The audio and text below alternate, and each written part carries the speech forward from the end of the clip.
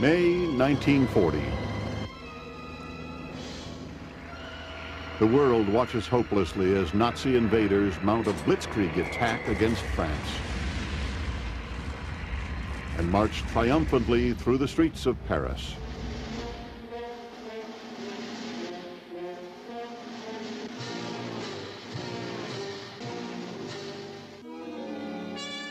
But behind the tears of a defeated people comes the rumbling of rebellion. Enraged French citizens answer General de Gaulle's command and fight for freedom with an underground organization committed to sabotage and other acts of defiance. This resistance grew bit by bit, comprised of both men and women, regardless of political, moral, or religious persuasion.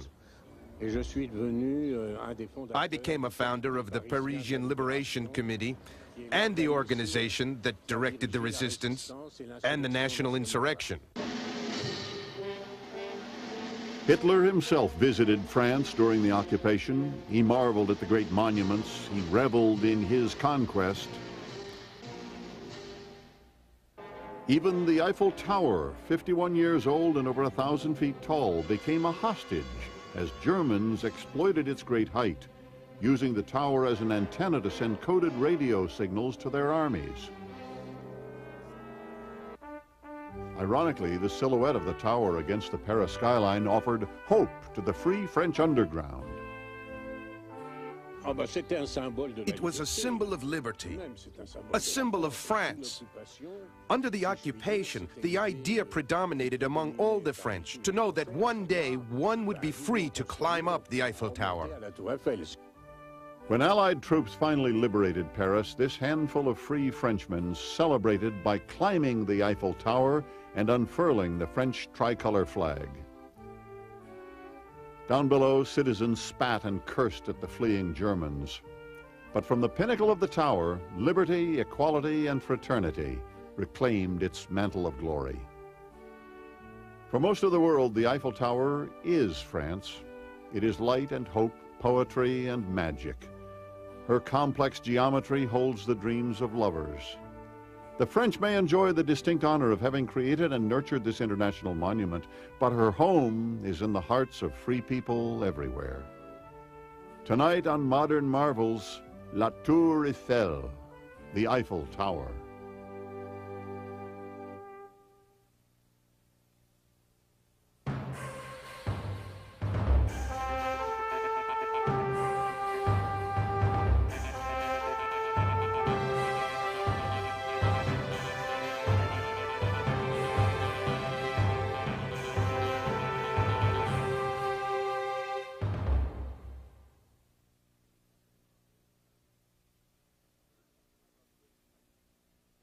There is something about great height that suggests a spirit of triumph to the soul.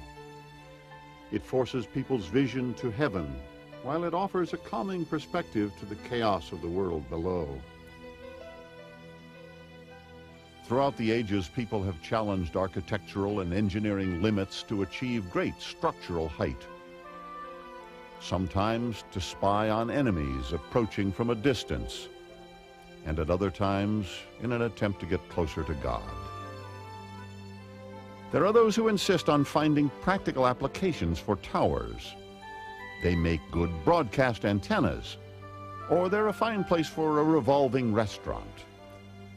But the real appeal of towers comes from a purer notion. Towers are a celebration of will. They speak to our ambitions. They are the joyous declaration that we exist. The world's best-loved tower is the Eiffel Tower in Paris. Its soaring height, its delicate lines, its airy volume, all reflect the best part of the French spirit. Designed and built in 1889, it was the centerpiece in a celebration of the bloody French Revolution 100 years earlier. On July 14, 1789, in a flood of revolutionary passion, Parisian artisans led an attack against French aristocracy and stormed the Bastille, the infamous prison where the poor and politically incorrect were locked away. The insurrection spread across France, and patriots rallied to the battle cry of freedom, the Marseillaise. Let us go, children of the fatherland. Our day of glory has arrived. Against us stands tyranny. The bloody flag is raised. Come together in the countryside to lower these savage soldiers. They come right into our arms to cut the throats of your sons, your country. To arms, citizens, form your battalions, let us march, that their impure blood should water our fields. This nationalistic eruption reverberated across Europe and set the stage for modern democratic movements. And the French people were justifiably proud of the positive contributions their revolution had made. But a century later, the French ego was bruised after a devastating military defeat to Germany. The idea of mounting a spectacular international exposition seemed like a grand way to remember past glory and forget about contemporary setbacks. They were still sad because there was in 1870 a terrible war with Germany, and we had lost two provinces, Alsace and Lorraine. And so that the French people were very pleased to have this exhibition to show they were very great, and you see. The country was quite rich. It was decided there needed to be a centerpiece for the celebration, an artistic statement which would loom over the crowds. The bravado of the industrial age suggested an engineering accomplishment, a tower. The tower was important as something very clever in technology, you see. Nobody in the world was able to build a tower of 1,000 feet, you see. Lots of people tried in America. There were lots of plans of towers, but they never built them. A competition was held for design. Architects from all over France submitted elaborate plans. The first one was done by a man called Maurice Coquelin. He was one of the first engineers in Gustave Eiffel staff. Gustave Eiffel was France's premier architect-engineer. His reputation sprang from his visionary work on bridges. He explored the revolutionary concept of metal frame construction. His genius attracted the finest architects in France to his studio, and Eiffel's association with the project virtually guaranteed its funding and completion. Two young engineers on Eiffel's staff, Maurice Coquelin and Émile Nogier, actually created the concept of the 300-meter tower for the 1890 exhibition in Paris. They sketched the first crude designs for a framed structure, then called on architect Stephen Savastre to add ornamental flourishes, the arching floral elements and sculptural nuances. Their romantic inspiration was an 1887 French architectural notion that one could touch the sky from a structure if it reached the impossible height of 1,000 feet. Eiffel saw their plans and shared their dream. Their work was soon adopted by Monsieur Eiffel. At first, he agreed to add his name to the contest submission to improve its chances of winning. But he quickly became interested in the tower concept and began to add his own unique flourishes. Once Eiffel's name was on the project, everyone knew the outcome of the competition. With his social and political connections, Eiffel was well equipped to push the project through the Parisian bureaucracy. And he had the technical ability to transform the project from a paper design to a three-dimensional reality. The tower was designed to represent France's participation in the industrial age. As a symbol and as an engineering challenge, there was a lot riding on the success of the tower. But Eiffel was determined to exhibit the same innovative spirit in construction that he had employed in the design.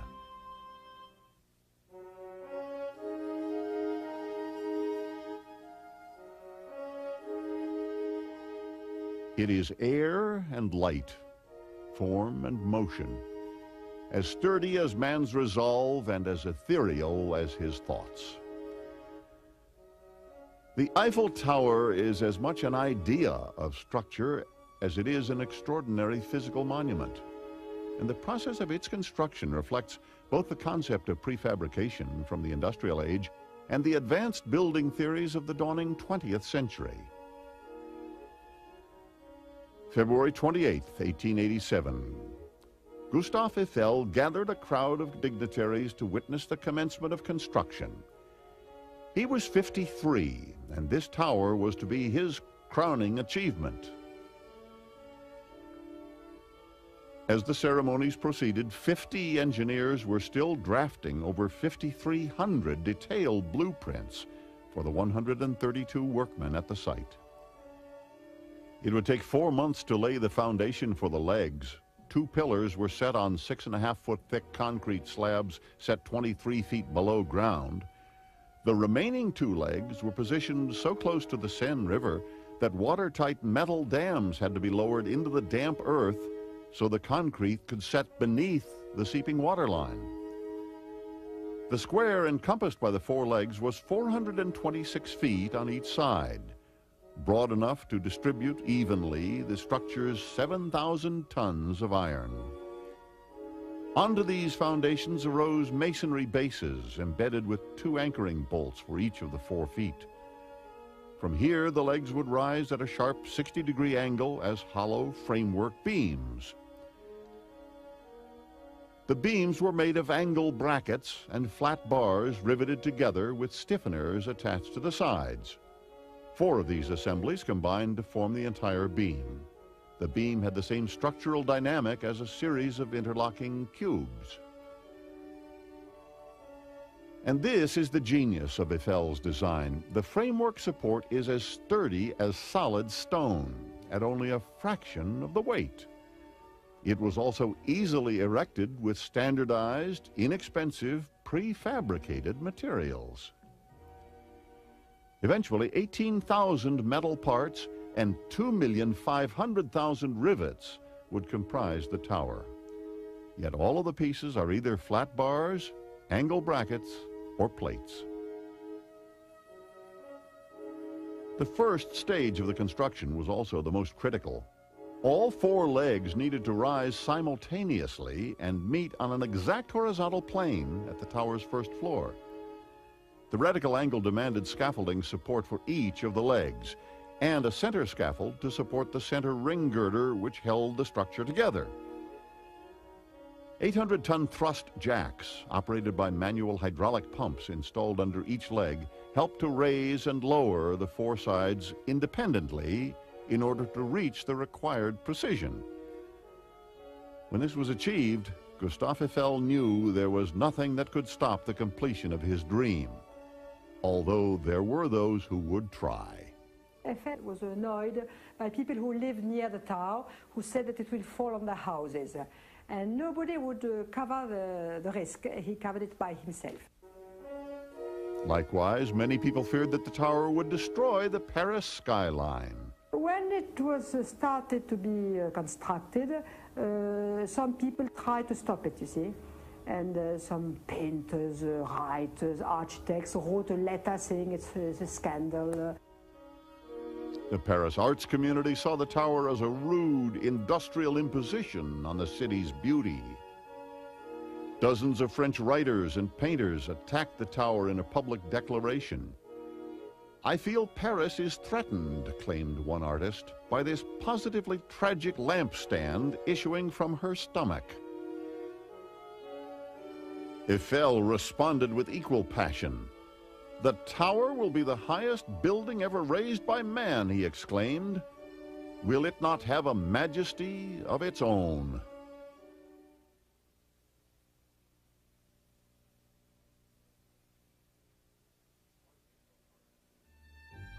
By April 1st, 1888, the 300-meter Tower of Paris was an eruption of iron lifting skyward and carrying with it the spirit of France. And finally, the general public, it seemed, was falling in love. The people in Paris, general public, really felt a very strong feeling of admiration toward this tower. What had begun as the skeletal suggestion of form was now exhibiting grand, flowing design. The graceful rise of the legs, the arcing, decorative additions contrasting with the stern regimen of exposed bolts. Here was a work of art that spoke to an aggressive world preparing for dramatic change. The work progressed with lightning speed. Eiffel was mounting the operation as if he were conducting a war with crisp military precision. The structure was in fact prefabricated in the Eiffel factory. While the tower was assembled, at the most you had something like 300 people working on the site. Bits of the structure littered the site like scattered pieces of a child's erector set. Riveting teams worked in groups of 4 to keep up with the frantic pace. As soon as one load of iron was attached, 4 12-ton cranes would deliver more, crawling up the guide shafts where future elevators would soar. The second floor was finished a little over a year after the start of construction, and less than a year after that, on March 31st, 1889, the entire tower was complete. It had taken only 2 years, 2 months, and 5 days to build what would be the world's tallest structure for the next 40 years.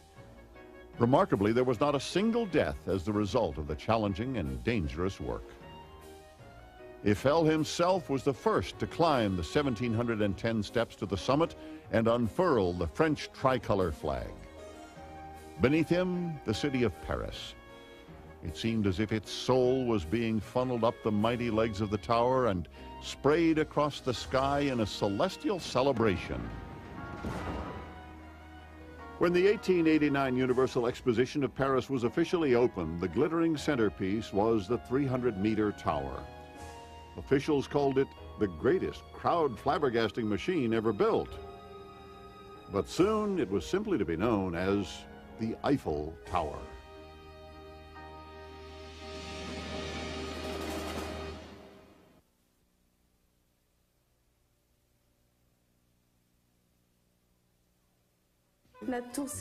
The tower was called at first the Tower of 320 meters.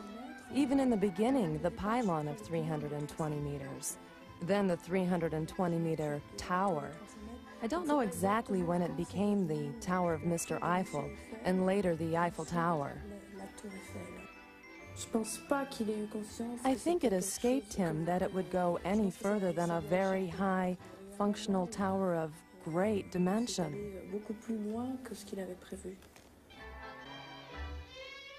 The Eiffel Tower is rooted in both the majestic and the mundane.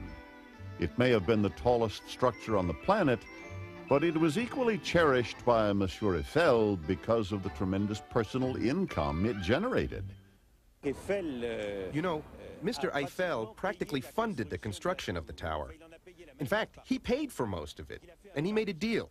He said, if you give me the right to work on it for 20 years, I'll agree to finance it 80%.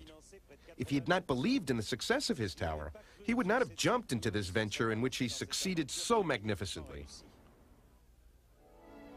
Monsieur Eiffel had a private apartment on the tower from which he conducted scientific experiments and met with important dignitaries.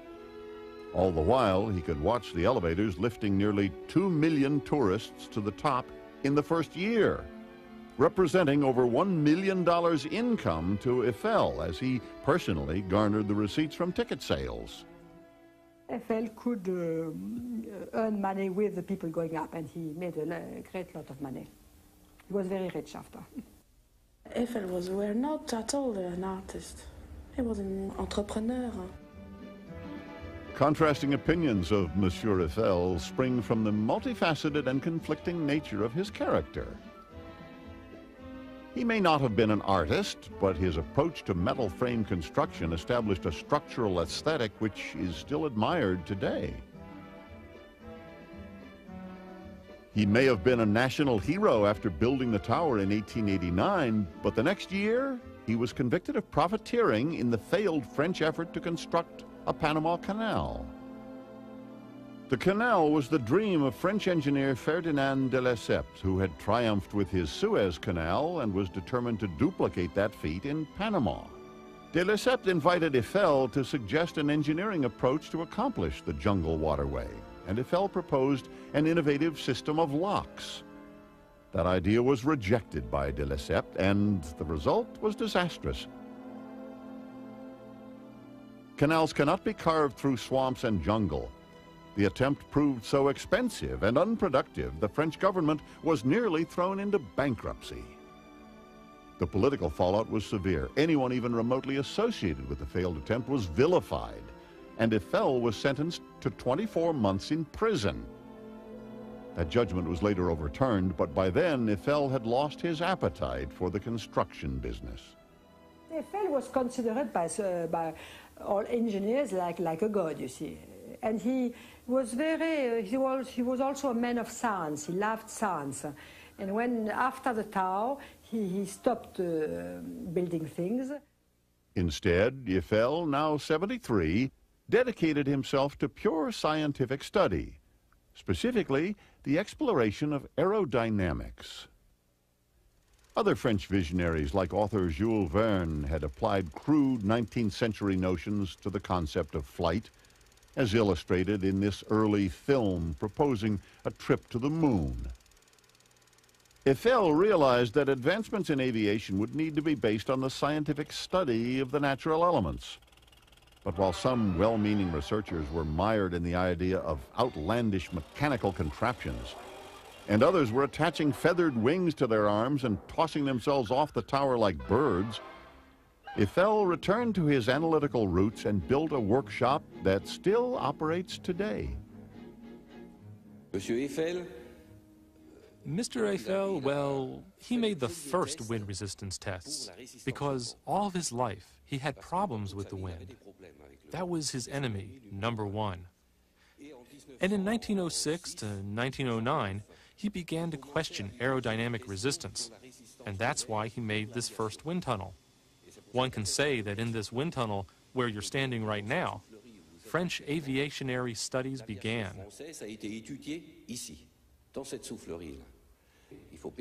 I must specify that the tunnel, the ventilator, the motor, and all of these are originals. We don't touch them. We leave them in their original state. As for measuring devices, of course, we adapted them for modern functions. Mr. Eiffel was an extraordinary engineer. We've examined all he did during his lifetime and all that he envisioned. And today, we are doing things that Mr. Eiffel already did in 1917. Eiffel's biggest vision, the 300-meter tower, was only supposed to stand for 20 years. But he had grown accustomed to using the structure as his personal reception area, a way to maintain his high profile over Parisian society. So he launched an aggressive campaign to save his tower from the wrecking ball. He conducted over 5,000 experiments in his lofty laboratory, but it was radio that saved the day, and the tower. The giant metal structure was the perfect antenna. From the top, signals could be transmitted as far away as North America. So although destined for demolition in 1909, Eiffel's tower won a reprieve as radio helped France monitor the dark clouds of war looming over Germany. In 1914, World War swept over the European continent. For Paris, the conflict came so close that soldiers often took taxis to travel to the front lines. But with the help of the Eiffel Tower, generals could listen in on the movements of the enemy and declare Zeppelin alerts from their elevated perch. In 1923, 5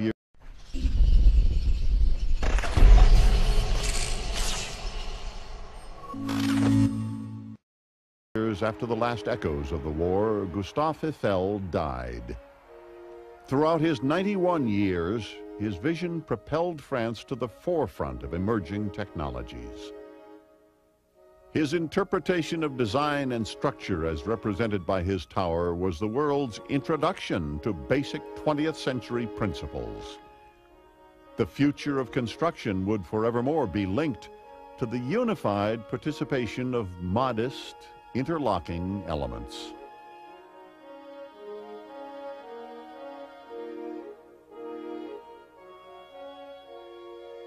It was a concept whose time had come.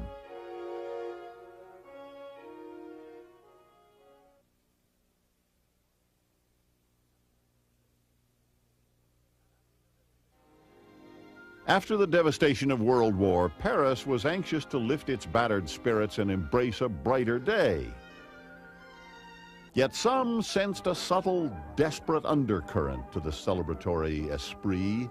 It was as if the frantic good times were masking the many issues the war had left unsettled. Paris in the 20s attracted a lost generation, disillusioned with traditional values and philosophies. Some of these post-war Parisians were actually American artists and intellectuals, searching for meaning in a seemingly chaotic world.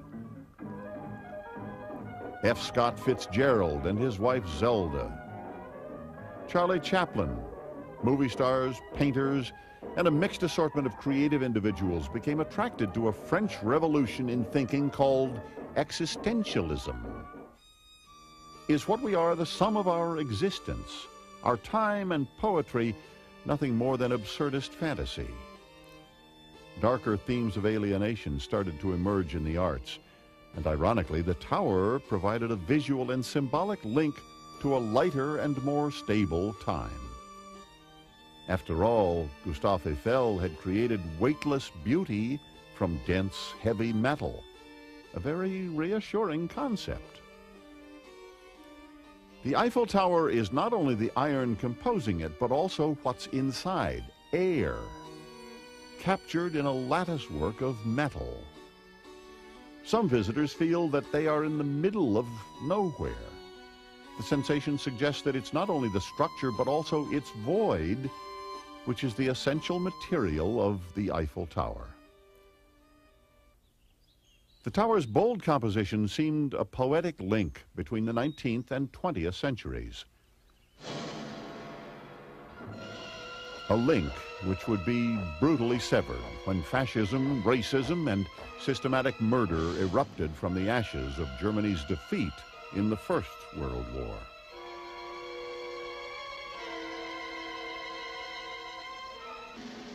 May 1940, in the terrifying panic of a Nazi blitzkrieg, Paris and the Eiffel Tower were taken hostage.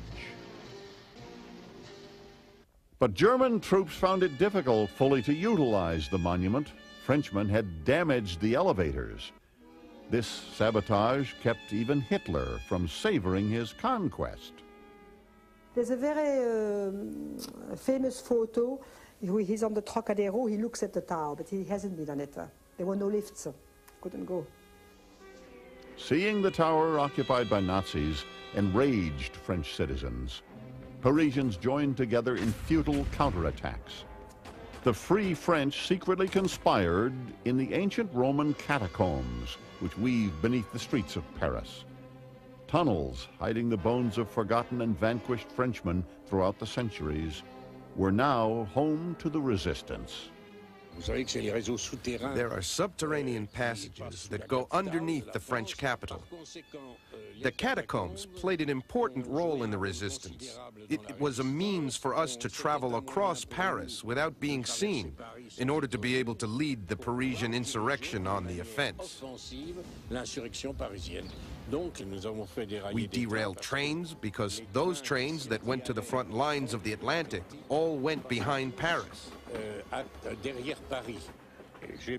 I participated in the sabotage of railroad tracks that were obviously meant for trains that transported soldiers. But one day, we found out about a large train that circled Paris. We made arrangements, we derailed the train, and it was just awful because the train was packed with sauerkraut. There were particles of sauerkraut for miles around. Hitler despised the Free French and planned to destroy their most treasured monument out of spite. At the war's end, Hitler gave orders to have the tower bombed. But General von Cholitz, who had fallen in love with the city of Paris, gave the Eiffel Tower an unauthorized reprieve.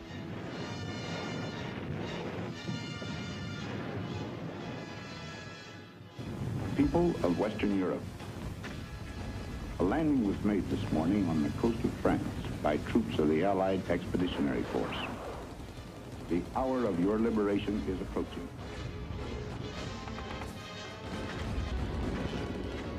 American tanks finally drove the Nazis from the Eiffel Tower.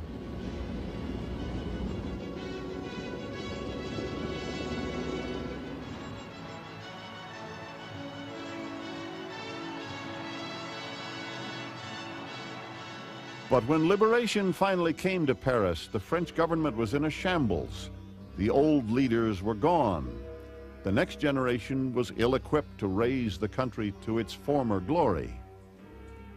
From 1945 through 1960, the people of France voted 20 different provisional governments into power.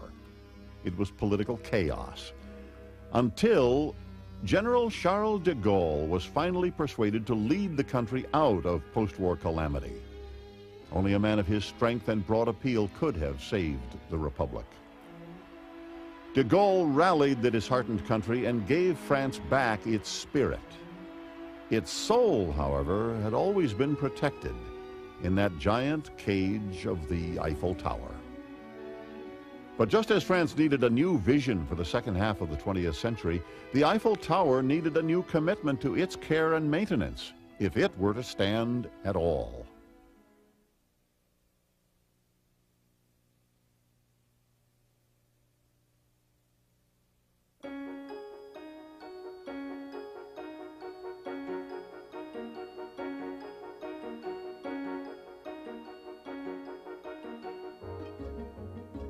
It was designed as the centerpiece of an international exposition in 1889.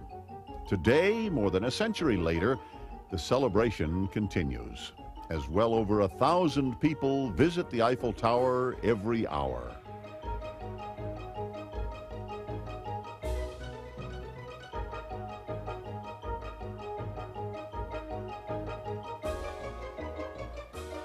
There are 4 elevators to carry them to the top, one in each of the tower legs, rising at a steep 60-degree angle.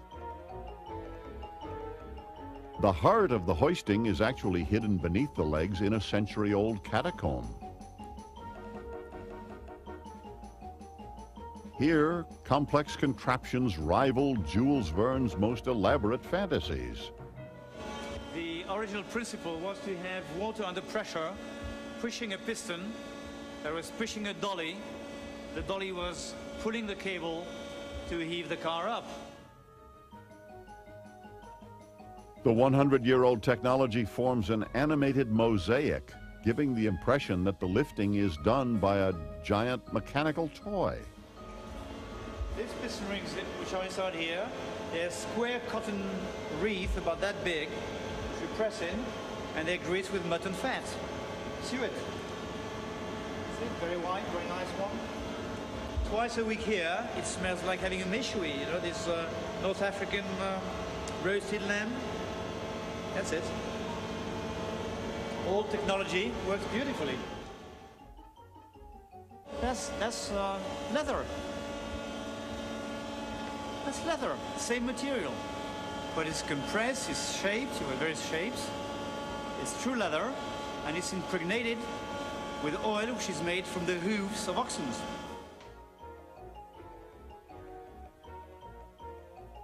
In 1980, officials decided to upgrade the system by blending the old technology with the latest high-tech equipment. It's like mixing the engine of a Ferrari and the engine of a Mack truck. At the 3rd level, a second bank of elevators carries passengers vertically to the summit. Atop the structure, maintenance is non-stop. Every day, a small but determined team of 25 workers walk the narrow iron supports for the 18-month job of painting the tower. The process is the same today as when the tower was originally painted. Over 50 tons of paint is required to complete the task, a task that is repeated every 7 years. I was 18 years old when I began this job in the air as an industrial painter. To work on the Eiffel Tower, such an important monument, I feel privileged and happy. But being a painter is somewhat specialized. You have to be physically strong and have a good morale. It's dangerous. One requires strength and balance, of course.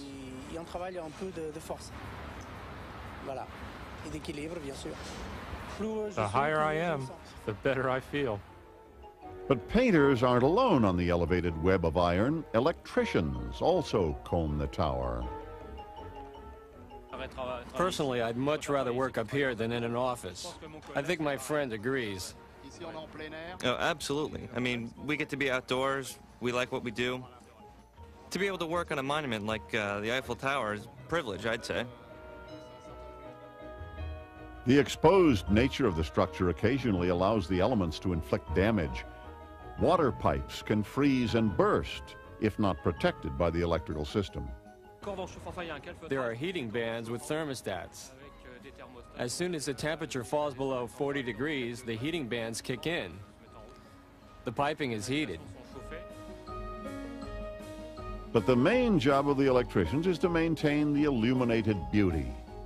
360 light bulbs are constantly inspected and changed, but climbing to the sockets often upsets the real residents of the tower, the birds. They're attracted by the light. Once they come close, they get a bit lost. When they try to sit out again, they get caught in the steelwork. But a lot of them manage to fly off unharmed. We've actually even seen birds come and make their nests in the steel beams. It's kind of nice because in Paris we're not used to seeing pigeons anymore. It's a pleasant change.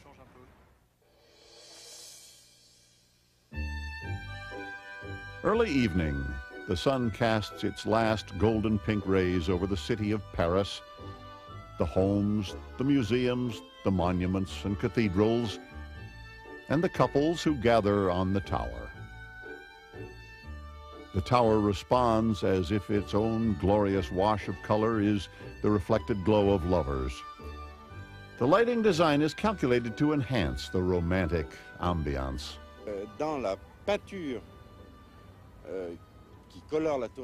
The paint on the Eiffel Tower contains a yellow pigment. Lighting it with yellow light brings out the yellow pigment.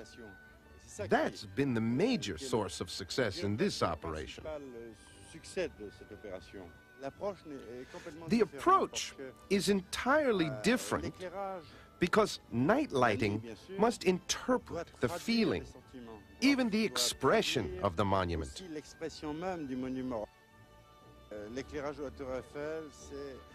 The Eiffel Tower lighting seeks to validate the architecture of this star attraction in Paris. It's the star of Paris at night.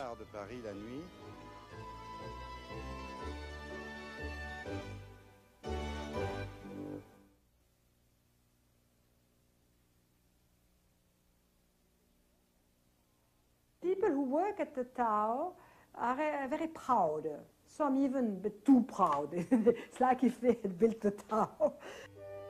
There is a sense of ownership which is shared among those who work the tower, especially the employees whose task is to greet visitors. My job, in fact, is to organize the tour guides. I'm responsible for the group. We're now in the north pillar.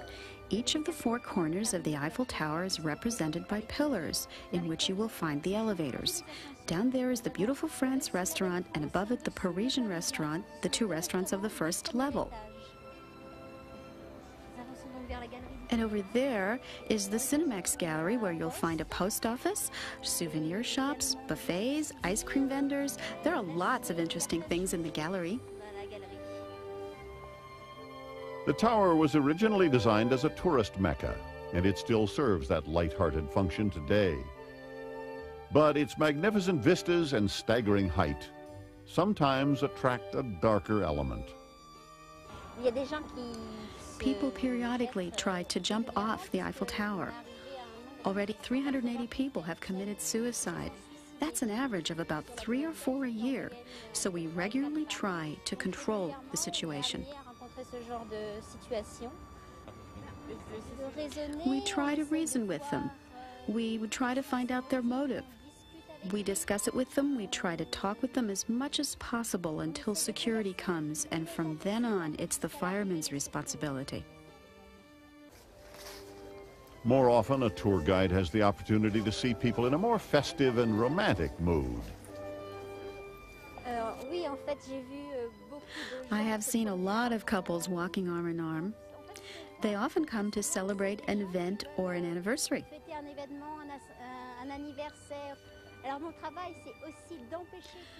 Our job also includes discouraging these people from riding on the Eiffel Tower. Most of the time we chase them and we try to catch them, and sometimes it's a little game between the tourists and ourselves. We are on the 3rd floor of the Eiffel Tower in front of the Jules Verne restaurant. This restaurant is one of the symbols of Paris precisely because it's located way up on the 3rd floor. There's only one Eiffel Tower, only one 3rd floor. It's certainly the best location in the world unless there's a restaurant on top of Mount Everest. The ceremony and celebration of haute cuisine is a tradition on the tower extending back to its earliest days. Food is more than nourishment for the French. It is a passion. It happened about 6 months after I arrived in Paris. I informed my wife that I had a mistress. She just stared at me. And I said, she's an old mistress. She looked even more surprised. After about 5 minutes, I told her my mistress is the Eiffel Tower. Some artists paint, some work in stone. Master chef Alain Rex prefers pâté, practicing his culinary magic at the Jules Verne, the exclusive 4-star restaurant midway up the lofty height of the tower. The view of Paris really inspires me. It inspires me to create new dishes every day. We have 115 people employed in the Jules Verne restaurant alone. There's a lot of hustle and bustle, a lot of people. I love that. Armed with spatulas, whisks, paring knives, and soufflé dishes, Chef Rex and his men fight for the honor of France.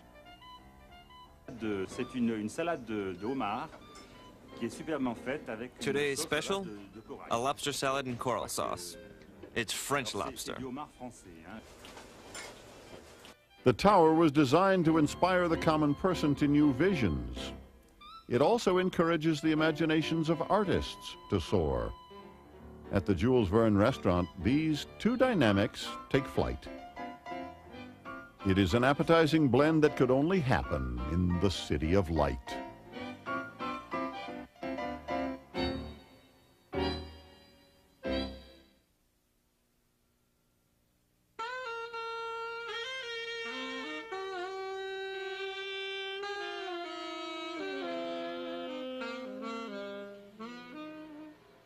Paris is often called the City of Light. But to what quality of light does the title refer? Does it suggest the lightness of the French spirit, the enlightenment of the French culture, or perhaps the brilliant light of the French sky, bleaching marble facades by day and by night, cradling lovers in its rose-colored evening mist? Maybe it's the magic light of a cabaret where Toulouse-Lautrec painted and played.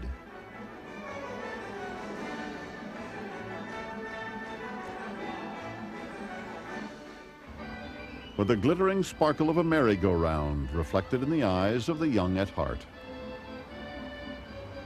The light of Paris is all these images and experiences, yet it finds its most vibrant voice in the silent exultation of Monsieur Eiffel's tower. I believe that the Eiffel Tower has taken an entirely unique place in the world. It's almost become a myth. It sort of glorifies science. It was built during an era when it was thought that science and technology would make mankind happy. I believe also, because of its shape, it is very, very special and can be easily drawn. I think also that it is a useless object, and that a useless object has a great therapeutic value. So the Eiffel Tower stands as a monument to those things we cannot grasp, our joys, our hopes. It still stands as a technological marvel, but in its simple, elegant, uplifting form, we find a way to celebrate life and love.